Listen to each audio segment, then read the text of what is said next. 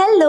കാലത്ത് തന്നെ ഞാൻ എന്റെ കസിനും കൂടിയിട്ട് തൃശ്ശൂർക്ക് വന്നു കേട്ടോ. കൂടെ എന്റെ ബ്രദർ ഉണ്ടായിരുന്നു. ചേട്ടൻ ഞങ്ങൾ അവിടെ ആക്കിയിട്ട് ചേട്ടൻ ഓഫീസിൽ പോയി.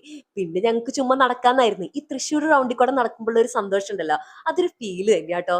അങ്ങനെ ഞങ്ങൾ വെസ്റ്റിറ്റോലും കൂടി കയറാന്ന് വെച്ചു. അപ്പൊ ചുമ്മാ കയറി അവിടുത്തെ കളക്ഷൻസ് ഒക്കെ കണ്ട് നടക്കാട്ടോ. അടിപൊളി കളക്ഷൻസ് ആട്ടോ അവിടുത്തെ. നിങ്ങൾ ഒരിക്കലെങ്കിലും നിങ്ങൾ വെസ്റ്റിറ്റോയിൽ കയറണം. ഇത് തൃശ്ശൂർ റൗണ്ടിൽ വരുന്ന കേട്ടോ. ഇത് 2 ഫ്ലോറിലായിട്ട് വരുന്നത്. നിറച്ച് ഡ്രസ്സ്. ഇത് മാത്രമാണ് അവിടുത്തെ ഏറ്റവും വലിയ പ്രത്യേകത. പിന്നെ ഉണ്ട് ട്ടോ കുറെ ഹൈലൈറ്റ്സുകൾ.